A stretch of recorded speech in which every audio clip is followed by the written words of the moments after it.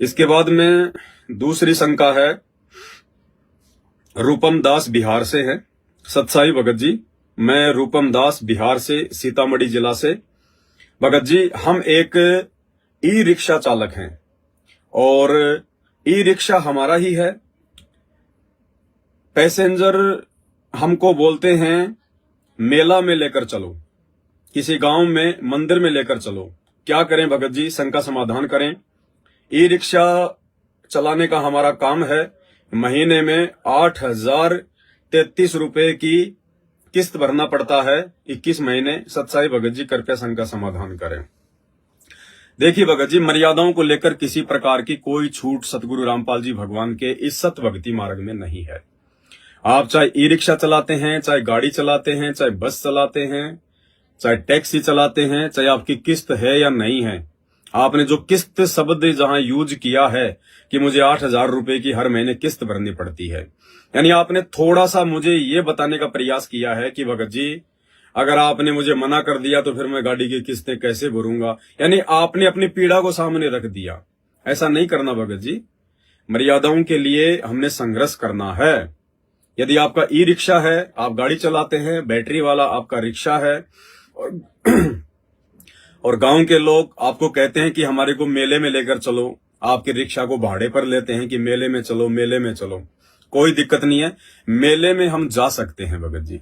मेले में आप कोई भी बुकिंग लेकर जा सकते हो, कोई भी सवारी लेकर जा सकते हो। आप उन लोगों को छोड़ दीजिए वहां पे, आप अपना वापस जो है आप जी अपने घर पे आ जाइएगा, कोई दिक्कत नहीं है। मेले में जाने से या मेले में मतलब हमने वैसे मेले में नहीं जाना है। अगर मेला कहीं पे गांव में भर रहा है तो हमने मेला देखने के लिए नहीं जाना।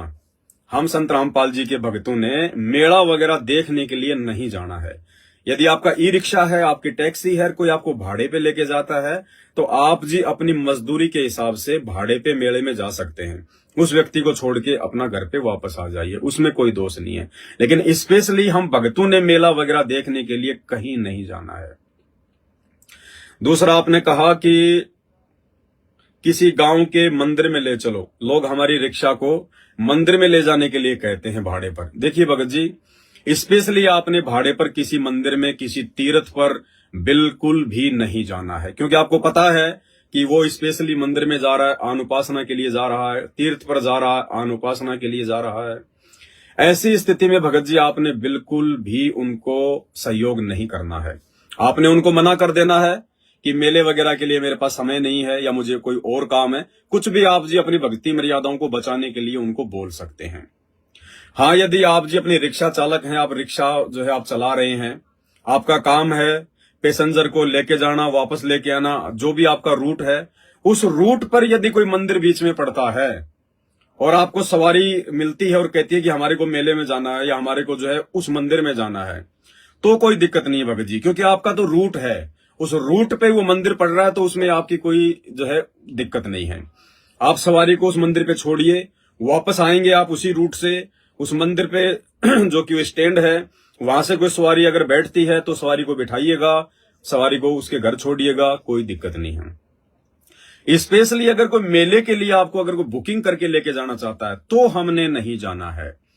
बाकी आपके टैक्सी के, आपकी गाड़ी के, आपके ई रिक्शा के रूट में अगर कोई मंदिर पड़ता है, कोई मस्जिद पड़ती है, कोई धार्मिक कोई जगह पड़ती है, कोई तीर्थ स्थान पड़ता है, और आपका तो काम है रोजाना पैसेंजर को लाना और लेके जाना, अब चाहे वो मंदिर में जाए चाहे भाड़ में जाए, उससे हमें कोई दिक्कत नहीं है। स्पेशली कोई कहे कि भाई साहब भारत माता मंदिर में चलना है, गणेश जी के मंदिर में चलना है, क्या लोगे, तो आपने उनको मना कर देना कि भाई टाइम नहीं है, कोई और रिक्शा देख लो। तो हमने इस प्रकार से भगत जी बचना है। और किस्त भगत जी देखो, परमात्मा पे विश्वास करना पड़ेगा। मर्यादा तोड़ के आप किस्त भी भर दोगे तो भी क्या फायदा। भले ही मर्यादा तोड़ के आप जी अपनी किस्त भी भर लोगे, लेकिन परमात्मा तो नाराज हो गया। अरे वो किस्त भरना जरूरी है या परमात्मा को जो है खुश रखना ज्यादा जरूरी है। और ये किस्तें भी परमात्मा के आशीर्वाद से भरी जाएंगी भगत जी। अगर मर्यादा में रहोगे, थोड़ा सा विश्वास करोगे, भगवान पे दृढ़ रहोगे, अपने आत्म कल्याण के प्रति थोड़ा चिंतित रहोगे, तो किस्तें निकलवाना परमात्मा का काम है। कौन सी बड़ी बात है, आप उसके भगत हो, उसकी शरण में हो। ये सृष्टि का सर्वशक्तिमान अल्लाह है, परमात्मा है, खुदा है, ये कुछ भी कर सकता है। सतगुरु जो चाहे सो कर ही भरम पड़ो मत कोई, से उधड़ पर शीश चढ़ाया पाछे करी रसोई। तो आपने भगत जी थोड़ा विश्वास रखना है अपने गुरुदेव भगवान पर।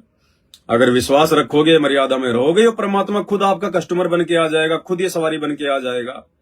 ये आपको इतना भाड़ा दे देगा कि भाई साहब वहां चलना है, मैं आपको इतना भाड़ा दूंगा। आपका 2 दिन में आपकी महीने भर की जो किस्त है वो निकाल देगा परमात्मा। लेकिन विश्वास करना पड़ेगा। अगर किसी महीने आपका धंधा अगर डाउन भी चल रहा है तो भी आपने मन में शंका पैदा नहीं करना, संकोच पैदा नहीं करना। परमात्मा अपने भगत की थोड़ा सा उसको अभाव में रख के जो है उसकी परीक्षा भी लेता है। एक तो है कि नाम ले लिया, अब आपको सुख ही सुख होते रहेंगे, तो भी भगत विचलित हो जाता है, क्योंकि ज्ञान के बिना भगत विचलित हो जाता है। परमात्मा ने भगत को अगर तैयार करना है मोक्ष के लिए, तो परमात्मा ऐसा नहीं कि सुख ही सुख देगा, परमात्मा थोड़े बहुत उसको दुख भी देगा, कष्ट भी देगा। उन कष्टों में, उन दुखों में परमात्मा उसकी परीक्षा लेगा कि भाई चलो, सुख में तो सभी भक्ति करते हैं, सुख में सुमरण सब करे, दुख में करे न कोई। तो मालिक जो है, हाँ, दुख में सुमरण सब करे और सुख में करे न कोई, और जय दुख में सुमरण करे, जय सुख में सुमरण करे तो फिर दुख काहे को होई। संकट आने पे तो हर कोई भगवान याद करता है, अल्लाह अल्लाह, हे परमात्मा, हे भगवान, हे वाला जी, हे गुरु जी।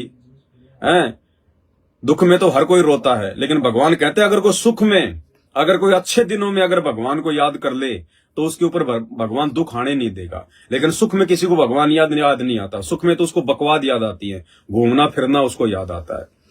तो भगत जी ये परमात्मा है, अंतर्यामी है, इनको पल पल की खबर है भगत को किस चीज की आवश्यकता है।